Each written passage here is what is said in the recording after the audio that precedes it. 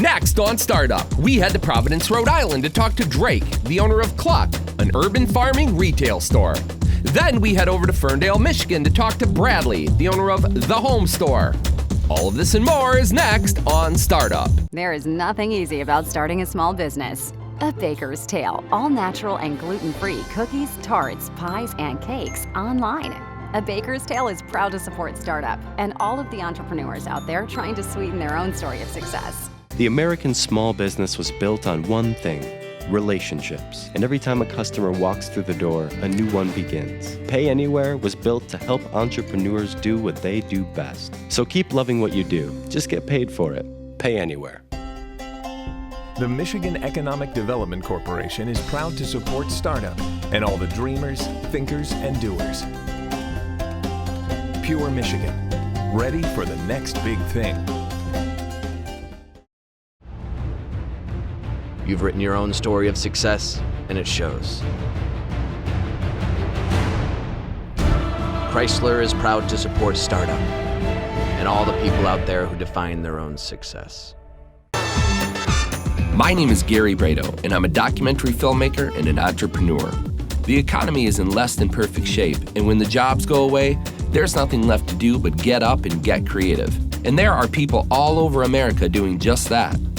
It's estimated that up to 85% of new businesses fail. So I'm going coast to coast to hear the personal stories of the people who beat the odds and started a successful business from the ground up. This is Startup.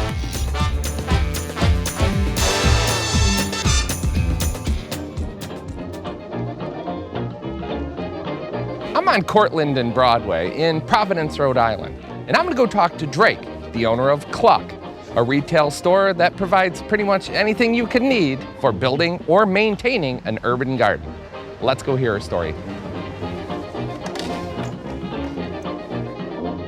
Farming has always been a vital tool in agriculture and everyday life. Nomadic tribes first started farming around 10,000 BC. When the Industrial Revolution occurred, better technology helped farming advance in developed countries. Drake had a goal to help urban farming become more popular throughout Rhode Island. And after overcoming a lot of challenges, her dream has finally come to fruition in this unique retail store. My name is Drake Patton. I'm the owner of Cluck, and our mission is to help people grow food and live a better, self-sustaining lifestyle. Cluck. Yeah. Why Cluck? First thing I thought of. It just popped into your mind and that was it. And I had people who said that's a really bad name. You're a very decisive person. I am, actually. Extremely decisive. I am. Okay, so in a nutshell, what is Cluck? It's helping people grow food and be more self-reliant. That's what it is. That's what we do. How did this idea come up? Have you always been a farmer? Or? No, my dad was my inspiration, actually, because he said to me one night, "I've always seen you in business." I said, "Oh, no. And he said, "You take nothing and you make something." And you've always done that. And the business world needs that. And I went home and I had a glass of wine and I said, "Well, what would I do?" And that night I knew I would do this. Why? Why that night? Because I was so interested in sort of the future of food and sustainability, and that was something I was pursuing myself at home with my partner, that was what we were doing. And he and I talked a lot about it, and we're trying to figure out how in our little 2.5 acre spot, what could we do? So we didn't have a source. This didn't exist. There was no place to go for the things we needed. So I kind of built the place I wanted to shop at. That makes perfect sense. Necessity is the mother of invention, right? Yeah, so I said, that doesn't exist. I think I can make that. I don't think a lot of people realize the position that we're in and how vulnerable the state of the food supply and water is right now. Let's not reinvent, but let's rediscover and kind of find it. There's an underlining mission, it sounds like, Oh, God, to yeah. help people be independent Yes. in case of a food tragedy. Yes, and I think it's actually, I'm not a survivalist or anything, but I do think we're getting there. You're selling stuff. Yeah, all the time. Okay, it's packages, books. What other type of things you sell here in the store?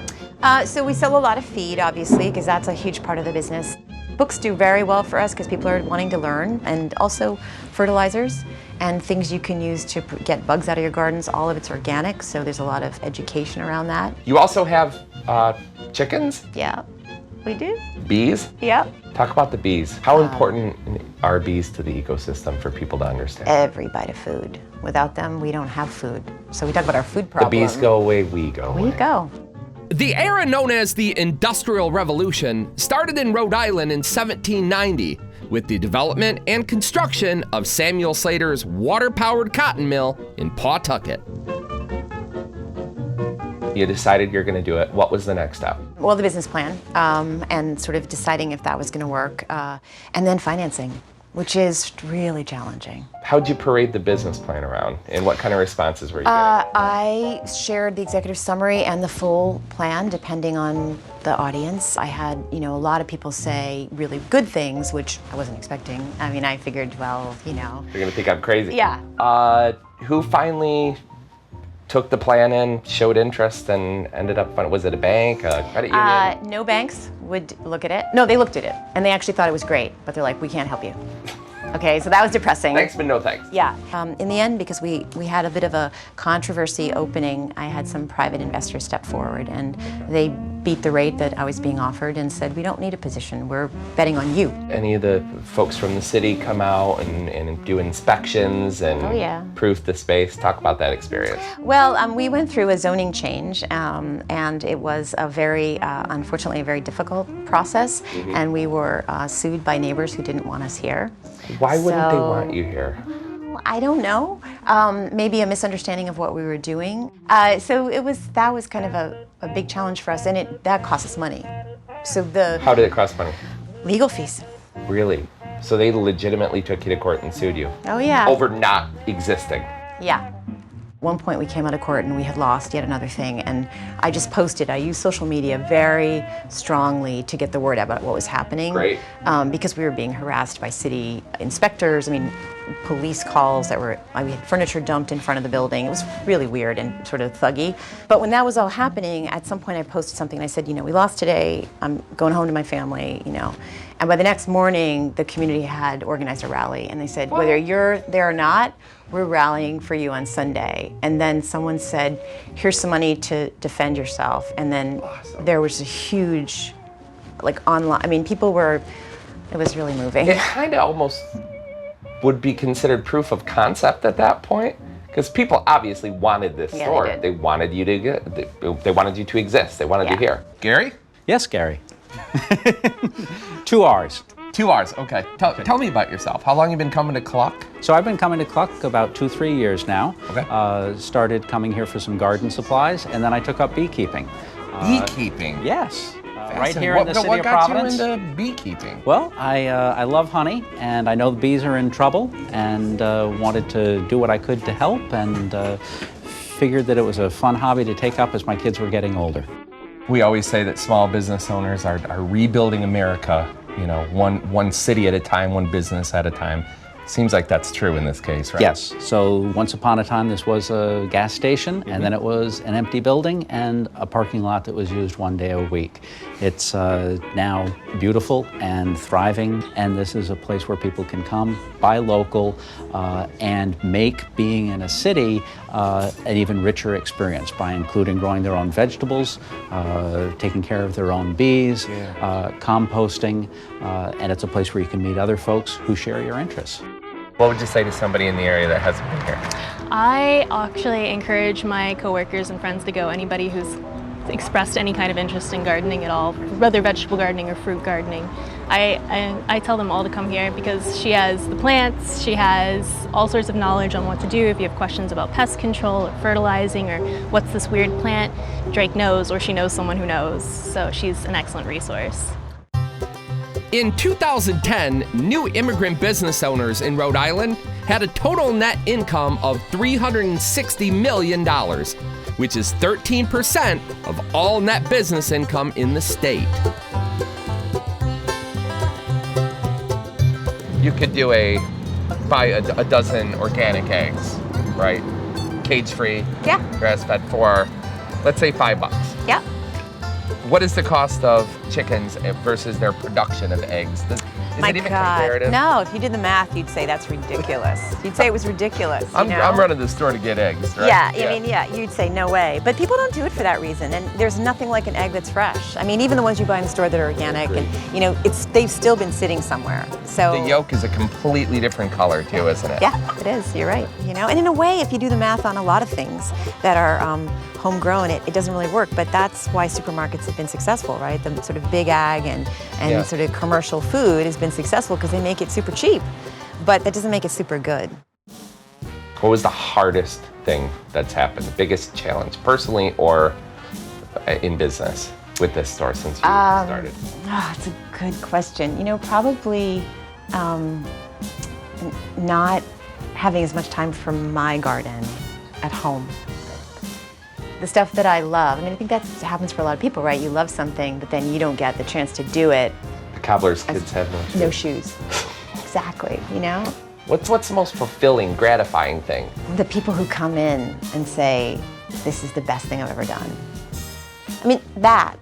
It's worth it. That's why I'm doing this, What advice do you have for people out there looking to do their own thing? Be prepared for the no, I think is the one that I keep coming back to in my mind. Maybe it's a bad idea, and if it's a bad idea, don't love it so much you can't let it go. But put enough into it and be passionate enough about it that you're, that it's not going to be a no. What's the worst thing? It doesn't make it and you close. Yeah. That's the only thing that really, the fear piece is that you'll end up not doing what you love. And that's motivating, right? So if you're going to do what you love, just stick with it. Because I'm more afraid that I'd end up with a job I didn't like. That's scarier than the process of fighting for what you love. Right? I get it. Well, your perspective on business and life is inspiring, and I think our viewers are going to love it. So thank you so much. Thank you. We hug here. Oh, this is where we hug. Okay. We hug here. There are a million ways to start a business, but how did Drake do it? Let's find out. She started with around $100,000 in the bank and spent a total of $45,000 to open her business that she received from private investors. The business is currently profitable. She has a degree in archaeology, and the one word that she uses to describe what it takes to make it in business is tenacity.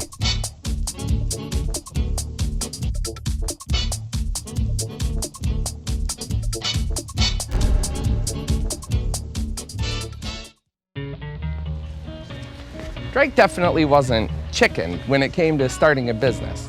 And she was relieved when the community showed interest even preceding her opening. She helps people grow their own organic food. Some may say she deserves a Nobel Peas Prize. Either way, it looks like Cluck is going to be producing a lot of green for a long time to come. For more information, log on to our website and click the link for Cluck.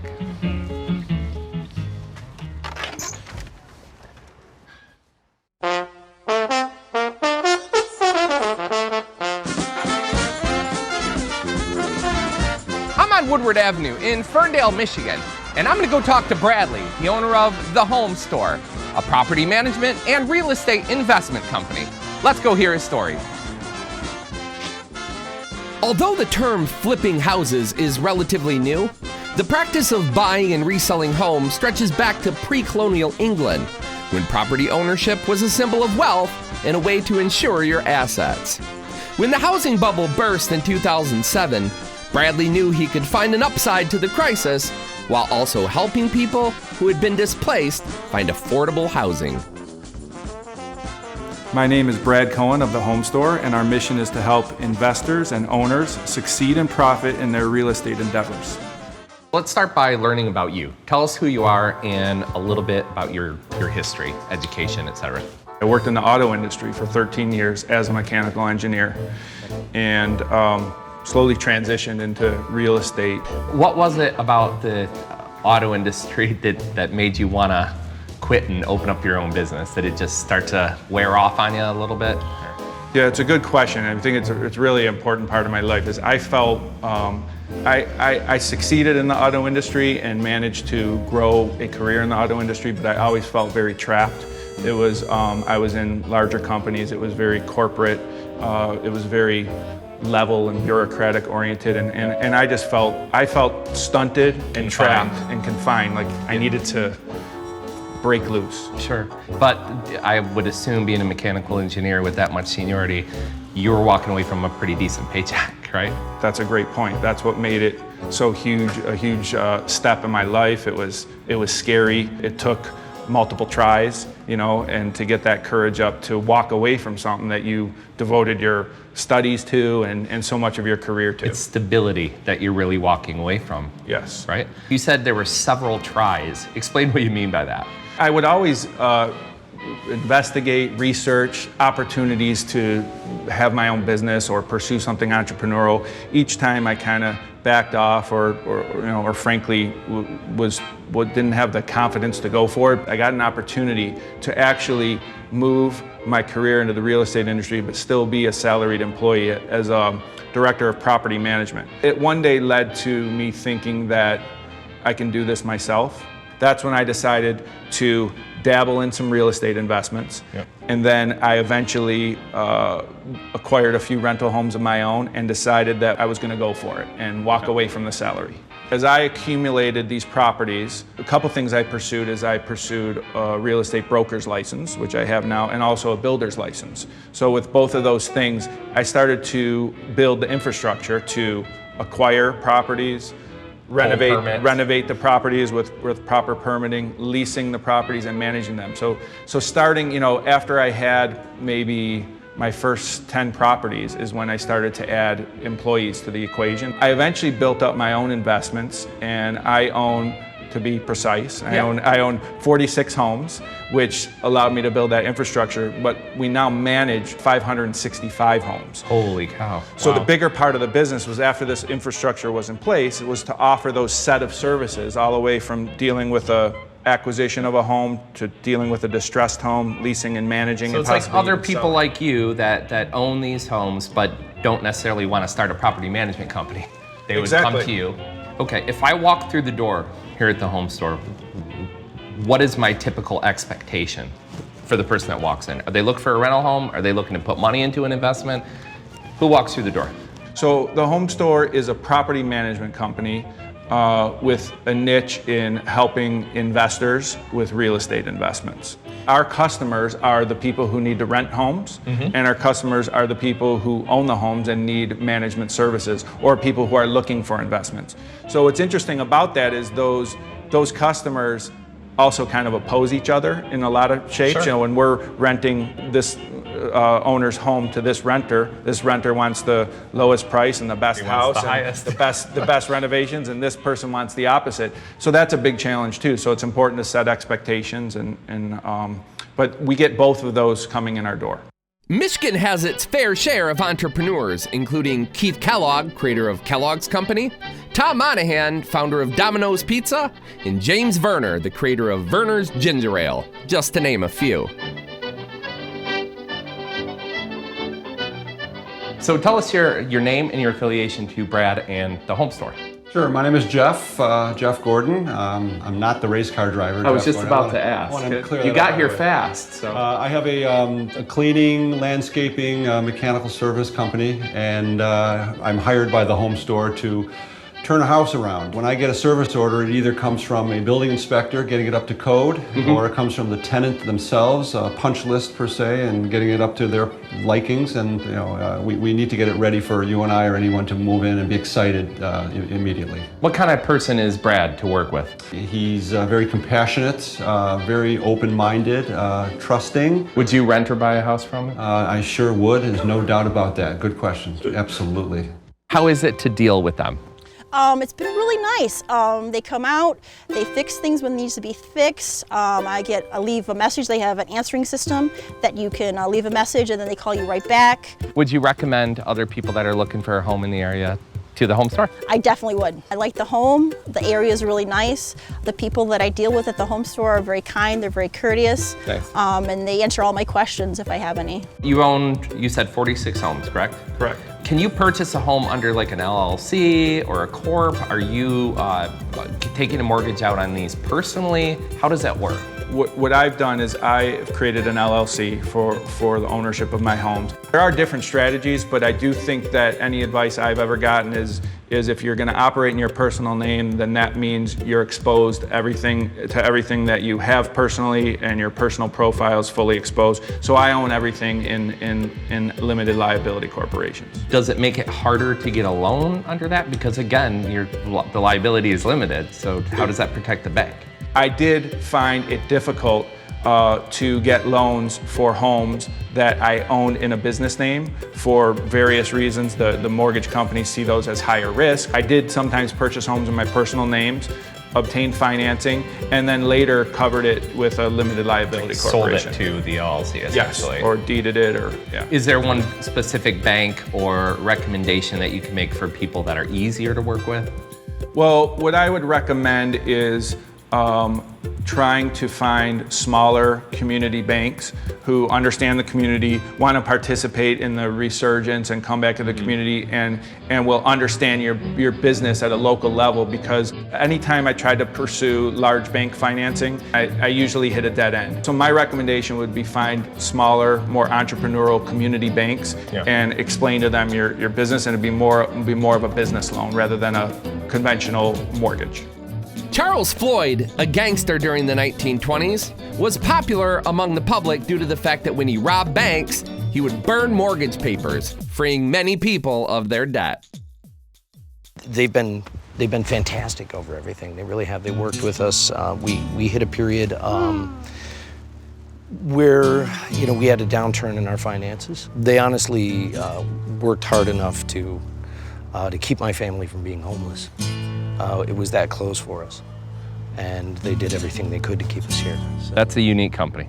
Yeah, they took so much time with us, and everybody who worked there that we dealt with, several people through the company that bent over backwards to help us out, and still able to keep my son in a home. Thanks. And things have turned around for us, which is good, but it never would have happened without their help. What's been the hardest part, the biggest challenge or hurdle you've had to overcome from the moment that you went all in to now, both personally and professionally? I think one of the biggest challenges was taking care of my family and maintaining our life and our lifestyle while transitioning during this. That was an extreme amount of pressure. The other big challenge is, as you grow a business, something that becomes a big part of you is the team that you grow. Is now you have you feel they're your family and you're responsible for them, and you want to make sure their life is great and the company's working for them while they work for the company, and they're all safe and secure. It's your responsibility to other people, essentially. Yes, that's huge. What advice do you have for people out there that are actually considering putting their money into real estate and want to do something like this? You have to trust yourself. If you look to others to make sense of it for you, you're going to find opposition. Experts, even experts will disagree on the same topic. So you got to look at yourself and say, if it makes sense, go for it. Thank you so much. I think you made the right decision, taking a risk, and excited to see what the future holds for the home store. Thank you very much. Thanks for coming here. There are a million ways to start a business, but how did Bradley do it? Let's find out. He started with around $100,000 in the bank and had a credit score of 700. It cost his entire life savings of $100,000 to open the business, with the first year operating at a loss. He has a bachelor's degree, and the one word he would use to describe what it takes to make it in business is confidence.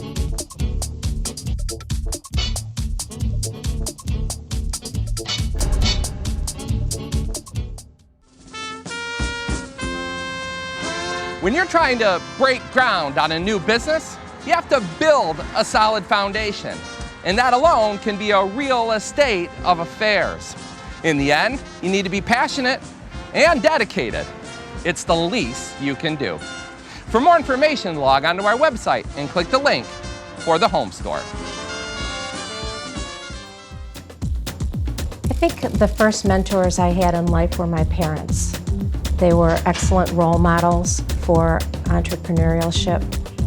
They started a lot of things together, and I watched it growing up, and they encouraged me and my 3 younger sisters to do whatever we wanted to do. When Forgotten Harvest got started, I collected a group of like-minded people who had passion and commitment, and along the way, anyone who's joined our organization has been extremely helpful. Next time on Startup, we head to New Haven, Connecticut to talk to Neville, the fashion designer behind Neville Wisdom. Then we head to Portland, Maine to talk to Don, the owner of The Salt Cellar. Be sure to join us next time on Startup. And then, what is it you do for a living? I play professional football for the Detroit Lions. Okay, this is the big question. Super Bowl this year? Yeah. Come on, please. Yeah. Please, I'm begging. It's been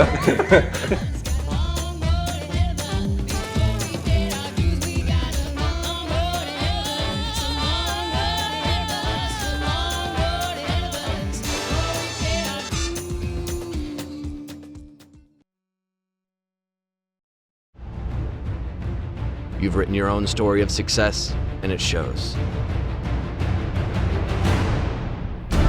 Chrysler is proud to support startup and all the people out there who define their own success. The Michigan Economic Development Corporation is proud to support startup and all the dreamers, thinkers, and doers. Pure Michigan, ready for the next big thing. The American small business was built on one thing: relationships. And every time a customer walks through the door, a new one begins. Pay Anywhere was built to help entrepreneurs do what they do best. So keep loving what you do. Just get paid for it. Pay Anywhere. There is nothing easy about starting a small business. A Baker's Tale, all natural and gluten-free cookies, tarts, pies, and cakes online. A Baker's Tale is proud to support startup and all of the entrepreneurs out there trying to sweeten their own story of success.